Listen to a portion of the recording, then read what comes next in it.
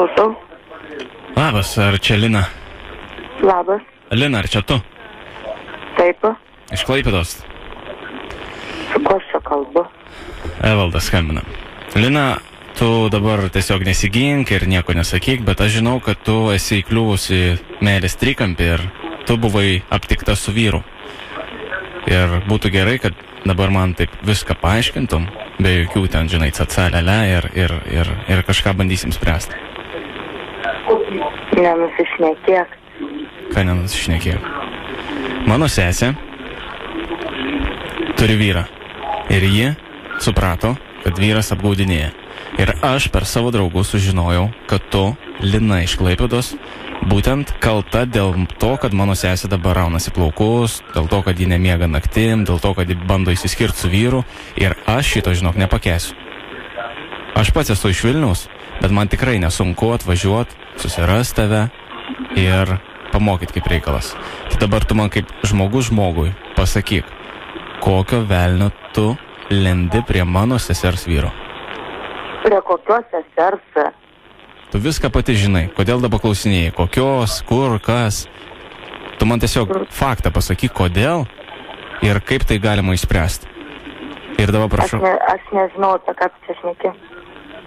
Lina, ar tu apsimetinėjai, ar čia reiks man... Aš neapsimetinėjau, niekaip čia manęs negazdink. Aš tavęs negazdinu. Tai gerai. Aš tau liepiu. Ar tikrai? Ne, juokauju. Ar tau trūksta, nesuprantu, sekso? Ko tau trūksta? Kodėl tu lendi prie vedusių vyrų? Aš niekur nelendu, atsipeikis čia bišį, vėl sapnavai kažką. Klausyk, mano sesė nemeluoja. Ir aš turiu tavo nuotrauką, žinau, kur tu gyveni, ką tu veiki. Aš tave sekiau ne vieną savaitę jau. Ir tu prašau, man nemeluok. Ir ką tu matei? Ką mačiau?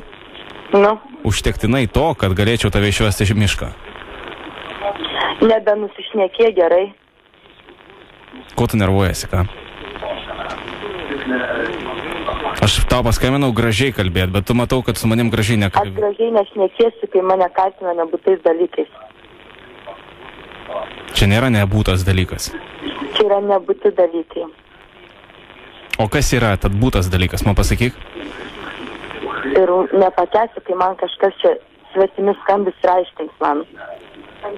Ir gazdins dar po labiau. Aš tavęs negazdinu, aš tave įspėju. Gazdini tu mane. O tu bijai? Ne. Tikrai nebijau, nes man nėra ko bijoti. Šaunuolė. Drąsi mergaitė. Kas, o paradystai, kas, ateini čia, na. Labas, Lina, trukdo tave radijos stotis ZIP FM iš Vilniaus radistai Jonas ir Rolandas. Nepyk. Norėjau sakyti nepyk, bet tai kur čia bepasakysi. Eik tu, na, tik tai, eik tu čia, radijos stotis.